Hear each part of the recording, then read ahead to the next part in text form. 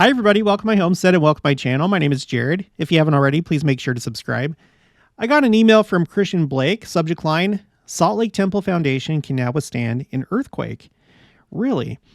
Okay, in the email, hi, Jared. A new Church News article came out today that describes the Temple Square construction update. One quote in the article stated that, and then he puts the quote. Let's just go ahead and go to the Deseret News website. And it says, the concrete transfer girders of Salt Lake Temple are now complete, the release said. Quote, the transferring of the load of the temple to the new seismic foundation at that location and the east towers is now successfully done. All right. And then Christian continues, from how I understand it, it appears the temple is earthquake proof now, even though there is much work to be done to renovate the rest of the temple into 2026. It sounds like there could be an earthquake to shake the Salt Lake Valley at any moment now that this is complete. Thanks for all your hard work, Christian Blake. And I don't know how to read this. I think I agree. It says the load of the temple to the new seismic foundation at that location and the east towers. So I don't know specifically what location that's referring to. I don't think that's the whole Salt Lake Temple. Otherwise, they wouldn't differentiate between this location and the east towers. So I don't really know. So it could be. I would think that whenever it's finally completed, maybe they'll do like a article just about the fact that the seismic upgrade is complete. But I don't know. Maybe you're right. So either way, though, I agree that this is something to pay attention to because this could have to do with the timing of the second coming. For one, there may be a big earthquake in the Salt Lake Valley to where this was needed ahead of time. All growing up in Salt Lake, we always talked about the big one, that someday there was going to be a big earthquake, and maybe that'll happen before the second coming. Whether it does or not, it doesn't matter because, it matters, but there's also going to be the worldwide earthquake when Christ comes to the Mount of Olives in Jerusalem. And so you would think that the Salt Lake Temple, as well as all temples all around the world, would need to be ready for that. So it is significant. And I think you would tend to think that this would need to be done, or the Lord would allow the church time to get this done before it's needed. And so maybe the second coming wouldn't happen before that time. Which may or may not be true. I mean, who knows?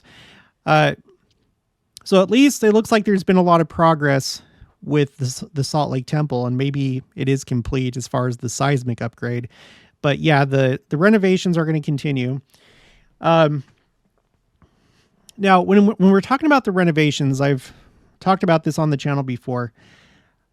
I'm sure that there's some members of the church that think that, the second coming wouldn't happen before this whole project is done.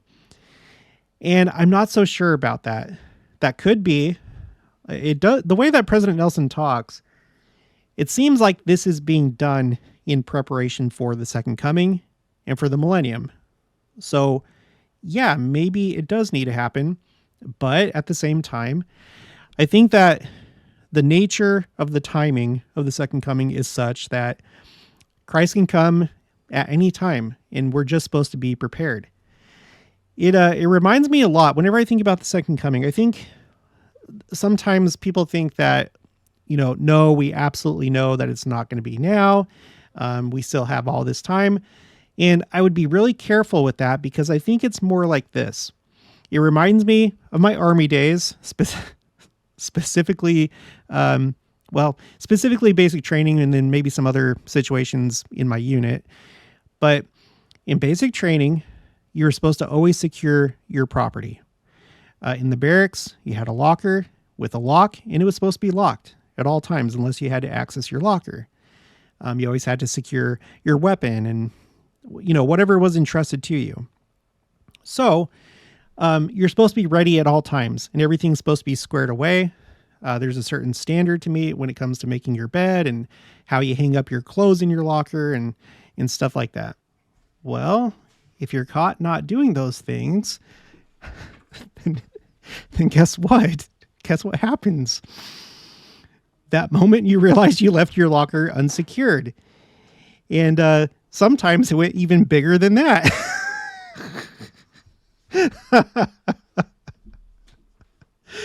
Yeah. You wanted to make sure that you were doing you wanted to make sure you're doing the right thing at all times. Right. And so I think we want to make sure we don't have a false sense of security that no, it can't possibly happen now, because I think that it can.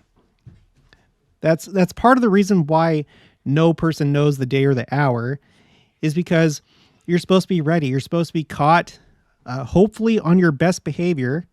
And if not, then it's going to be bad. And I think people that get complacent, I think that tends to go along with maybe not making the best decisions, and in your mind kind of justifying the way that you're living your life and being like, no, I still have time. There's plenty of time, and just kind of like procrastinating your repentance. So I wouldn't play around with that. There were a few more things I wanted to point out in this article since it's an update. So the name of the article is "In Oasis, the Progress Made on Temple Square Renovations." And it came out just today. I'm recording this on Friday night. So this mostly has to do with the church office building Plaza and adjoining Main Street Plaza. Both these plazas were completed and opened earlier this year. Okay, it talks about, some of the updates, and there's actually a church news video that came out that talks about all this. It's really interesting. I would encourage you to watch it. And then the article says, the video also highlighted a monument stone placed on Temple Square during the renovation process. It is the words of an ancient prophecy. And we've seen this before. This is also from Deseret News. And it's from Isaiah chapter 2, verse 2.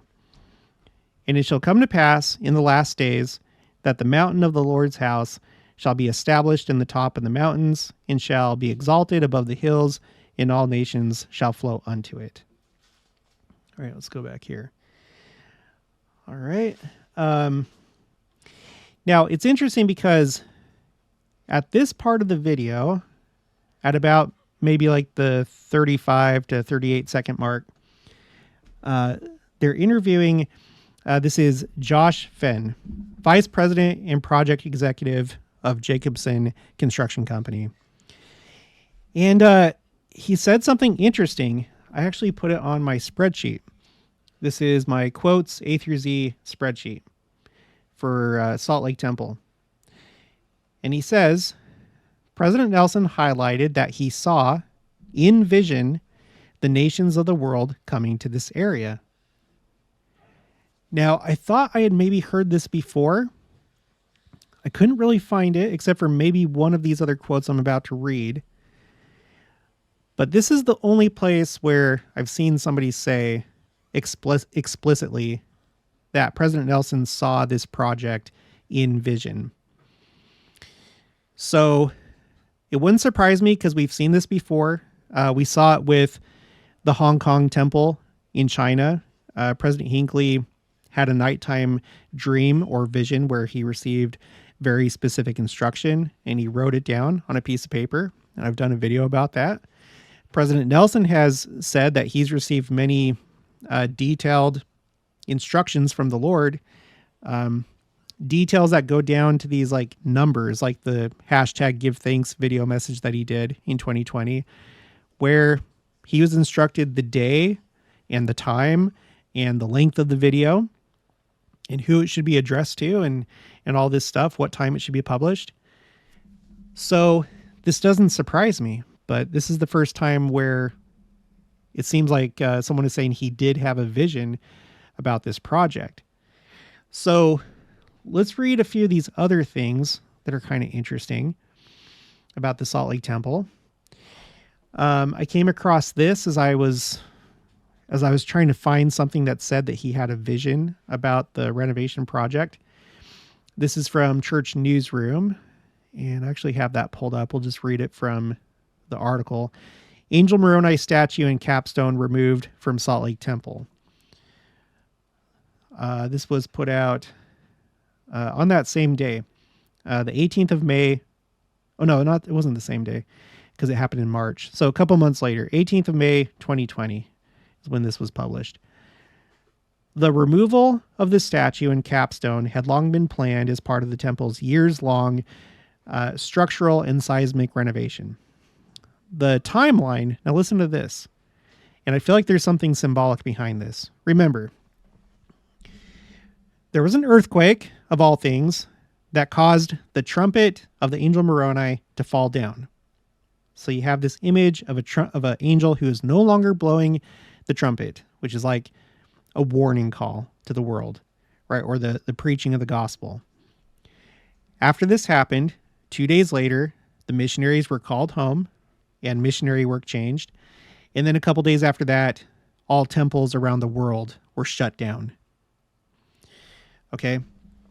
So already there's a lot of symbolism behind this event. It was a dark, dreary day. You can see, overcast skies. When the angel Moroni was placed back on this year, it was completely opposite. There were no clouds in the sky. It was perfectly bright and shiny. The sun was shining on the statue of the angel Moroni. Okay, so the timeline for this portion of the project was sped up following a 5.7 magnitude earthquake in March 2020 that shook the trumpet out of Moroni's right hand and caused other minor damage. So there was an earthquake that caused this damage, which caused the project to speed up. Right? It's like a new phase. 2020, I feel like, initiated a new phase in the last days. I really think so. I didn't mean to rhyme. Okay, going back to my spreadsheet.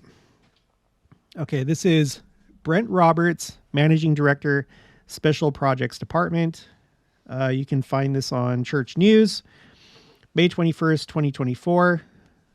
Sarah Jane Weaver did this podcast this podcast that they do. Episode 189, Salt Lake Temple Renovation Update with Brent Roberts and Andy Kirby.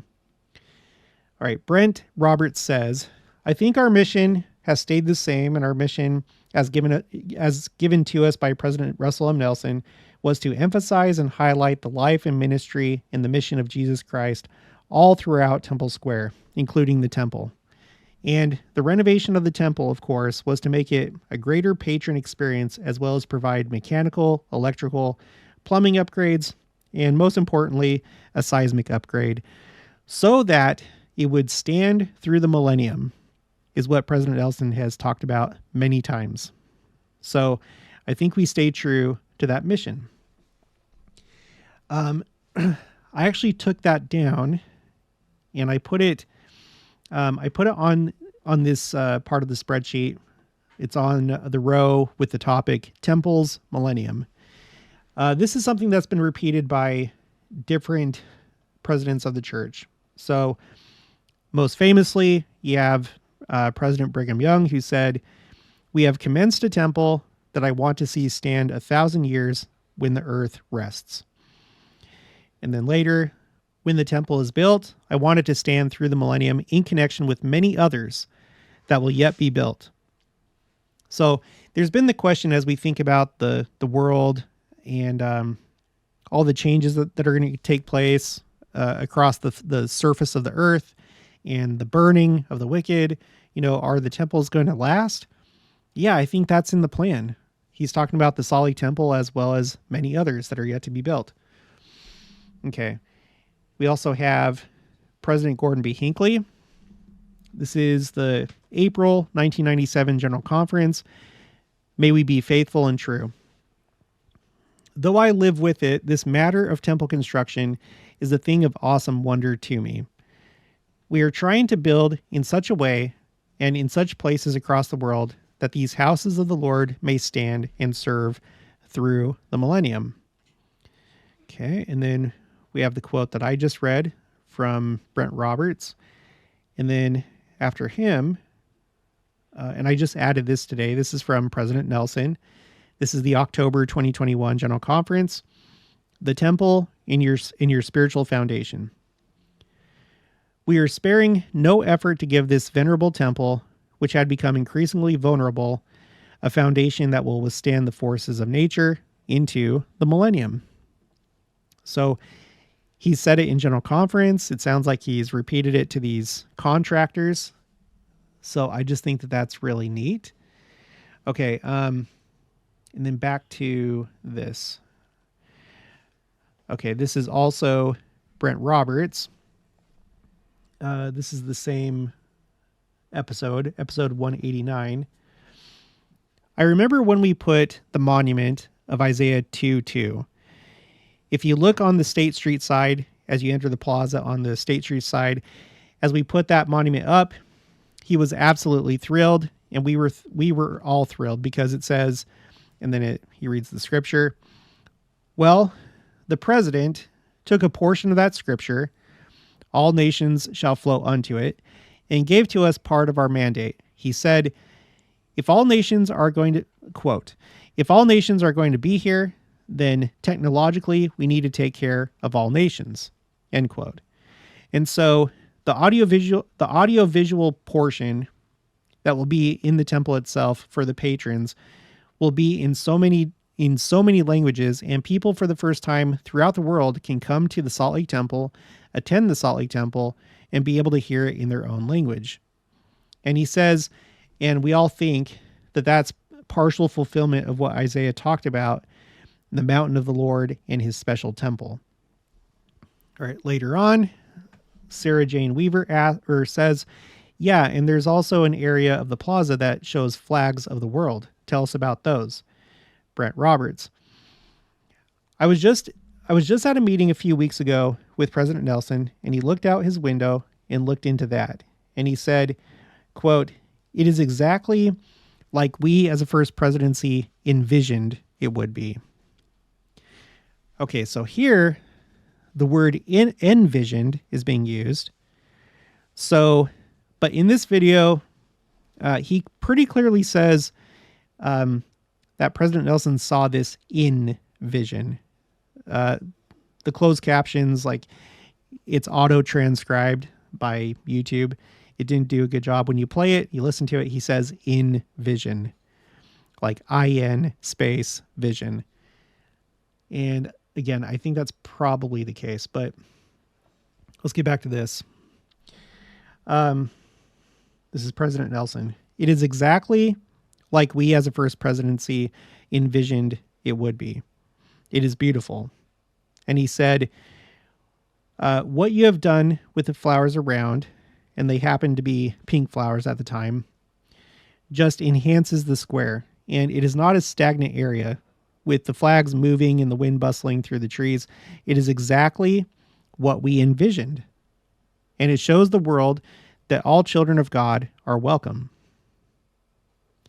So he does repeat it 2 times. He uses the word envisioned, but it could be because there was an actual vision that President Nelson had, and maybe the rest of the first presidency. When the Kirtland Temple was revealed to Joseph Smith, and I've done a video about this, and I have the quote on my spreadsheets. Just go to quotes A through Z and go to Kirtland Temple. You'll find the story there. But they were shown, before it was built, they were shown a vision of what the Kirtland Temple was supposed to look like. It was Joseph Smith and his counselors. All 3 of them saw it. So it could be a similar thing here, where the whole first presidency had a vision of Temple Square in its renovations.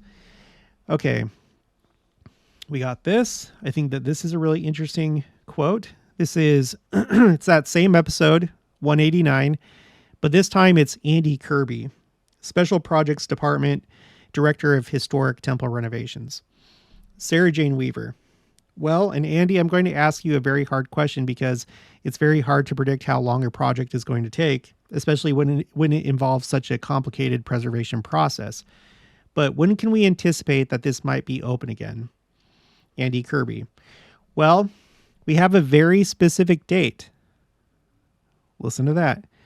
We have a very specific date that we're working to, and I've committed to Brent and other church leaders to meet that date. But until they announce it, I say 2026. So who knows? I wouldn't be surprised if it was April 6th. That's the day that it was dedicated the first time, was April 6th. And actually, that leads me to this next thing that I want to share. I've covered this before on the channel, but there's always new people that are joining. So there was something really, really prophetic and significant that happened at the dedication of the Salt Lake Temple the first time. And I'm going to read a couple quotes from Joseph Fielding Smith, just because these are short and clear what we're talking about.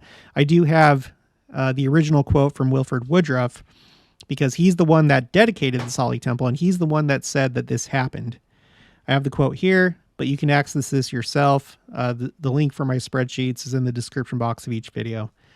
Okay, so this is Joseph Fielding Smith at the time in the Quorum of the 12 Apostles.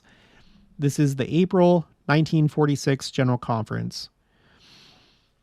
I heard President Wilford Woodruff in this stand, this same place where I stand, bear witness, as he had done in other places, in 1893 and up to the time of his death, that the angels who had been waiting to go forth to reap down the earth had now been sent upon that mission, and they were in the earth.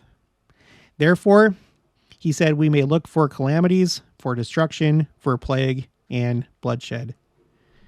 Okay, 1893, that's when the Salt Lake Temple was dedicated. And certainly since that time, there has been a lot of devastation and calamities and so forth. I want to read from this one.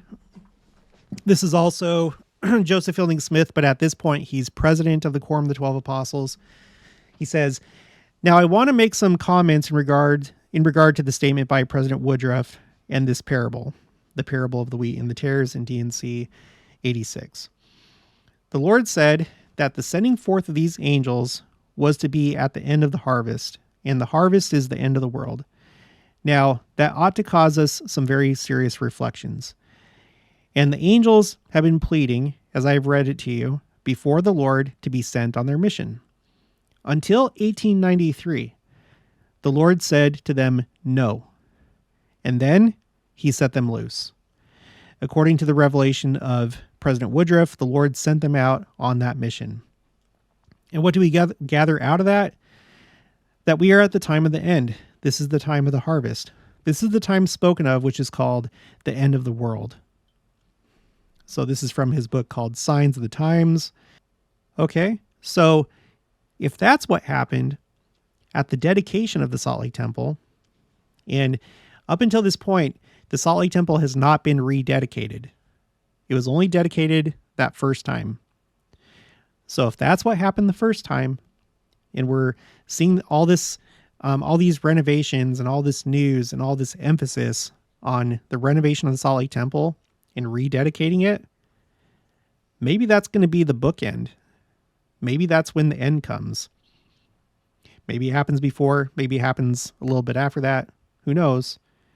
But I just want to point that out. I think that that's pretty significant. That's one of the main reasons that I'm looking at this renovation project in the rededication. It's probably prophetic. Let's see. So we went through the Millennium quotes and then everything about the Salt Lake Temple that I have down. Let's go back to the article. I think there was a couple more things. The Salt Lake Temple renovations are headed into their 5th year. It is scheduled to be completed in 2026, according to the Church News. So this is the latest word that we have. It is still on track for 2026. And so I can only assume that they're still going to schedule it for whatever that day is, that very specific date that they have in mind. And like I was saying before, I wouldn't be surprised if it was April 6th.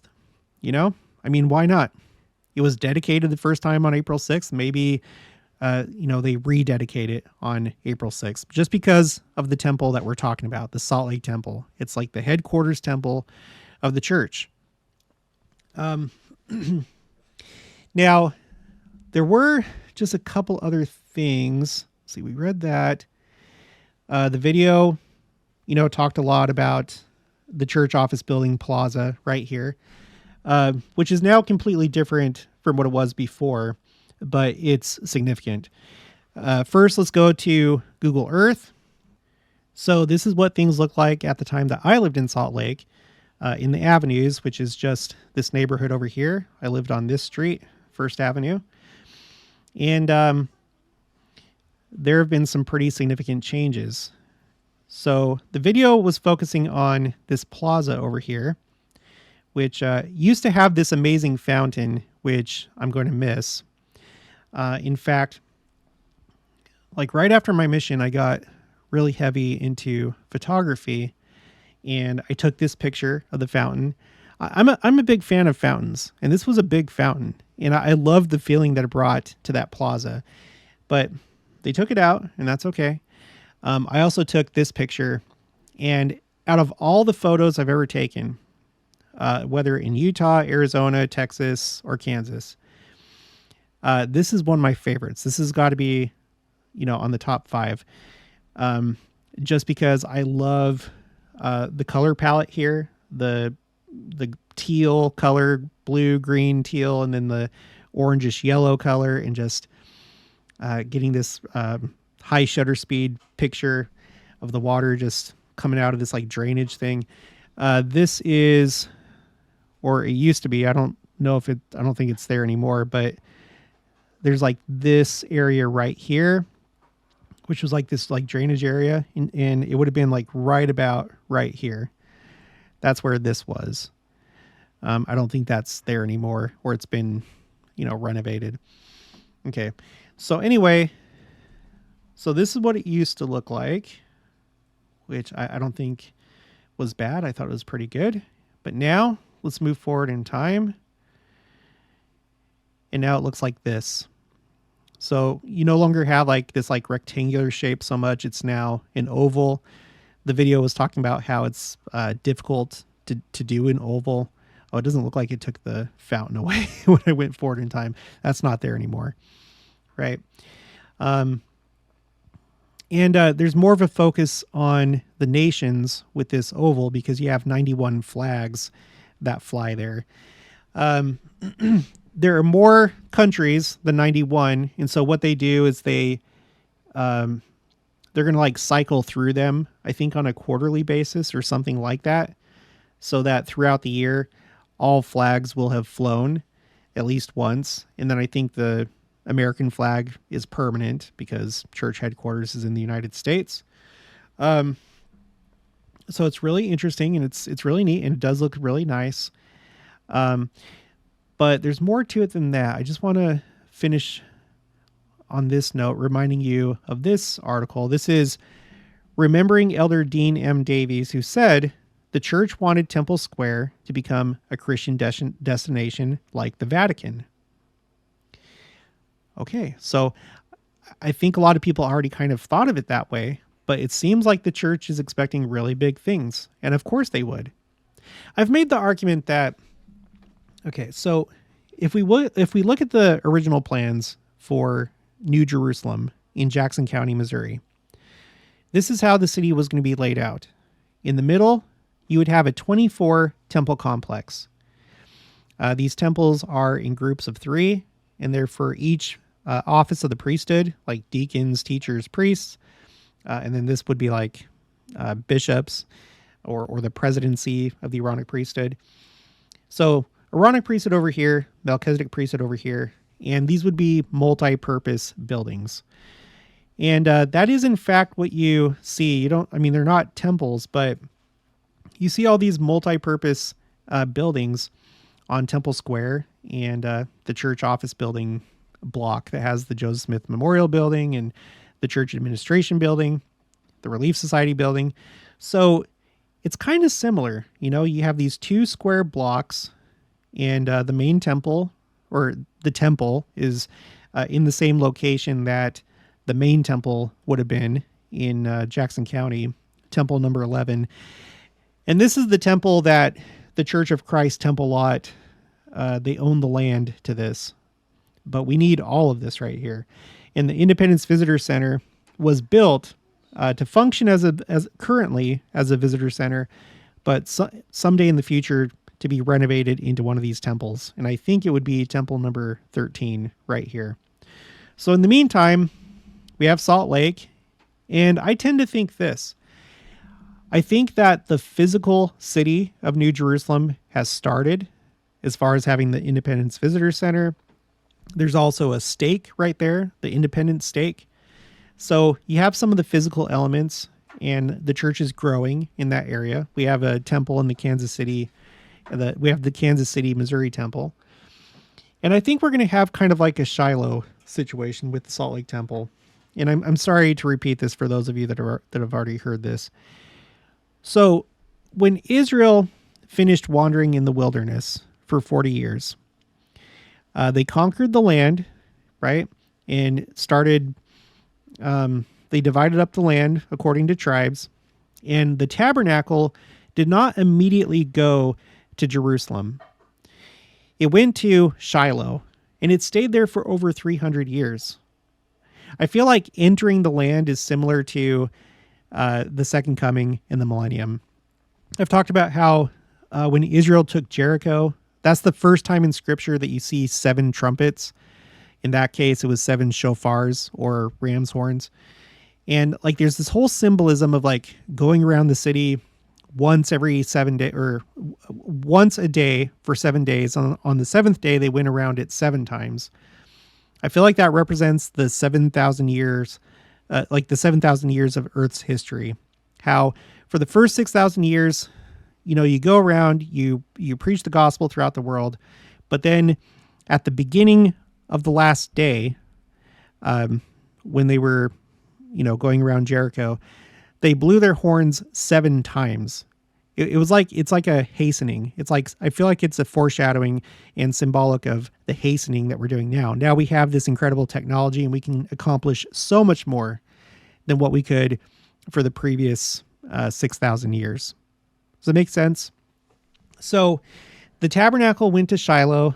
It was there for over 300 years.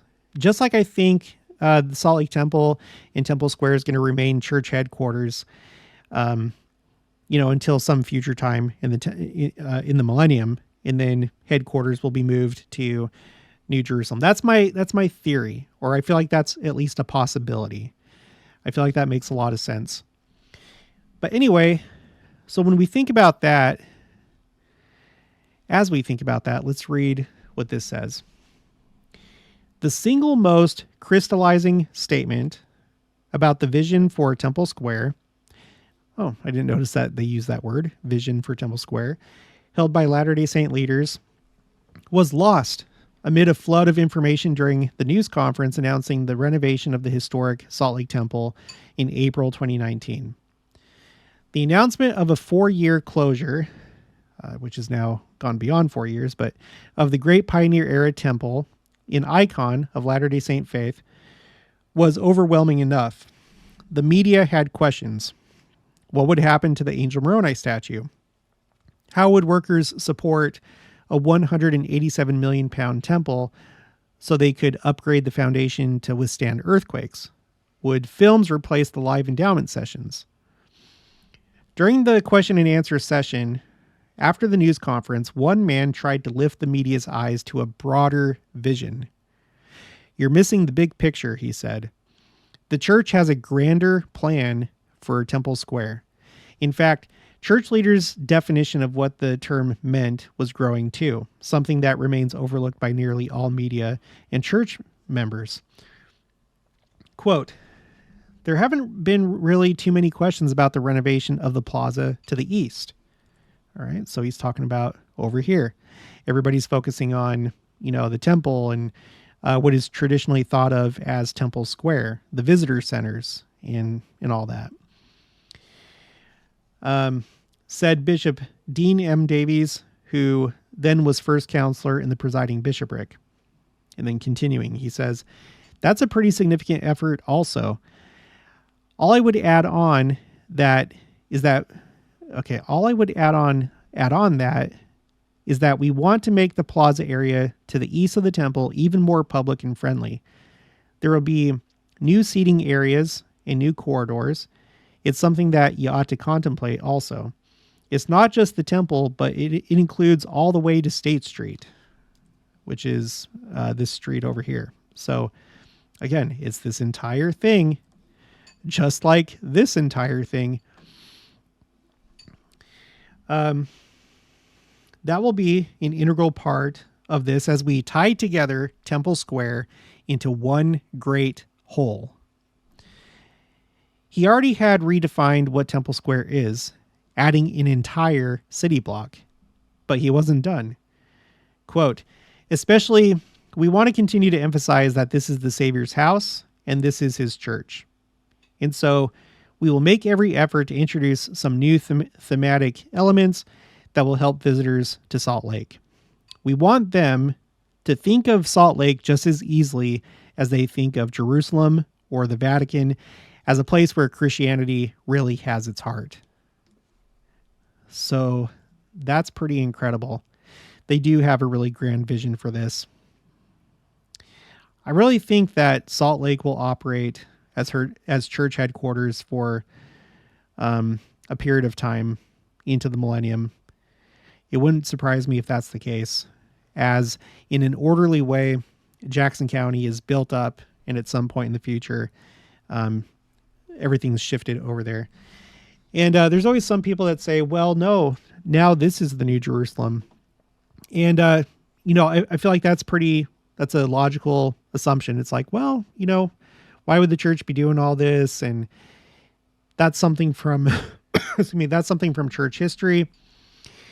Well, it turns out that the plan is still to build New Jerusalem in Jackson County. You can find it in the church manuals, like the Doctrine and Covenants student manual. You see right here, Jackson County continues to be designated by the Lord as the location for the city of New Jerusalem. You have it under gospel topics and questions on the church website. And President Nelson, in his book, Daily Joy, published in 2020 on page 150, says, he will reign and rule from two world headquarters, from Jerusalem of old and from New Jerusalem in Jackson County. So that's according to President Nelson. But this is really exciting to see what's going on, and I'll try and keep on top of this the best that I can.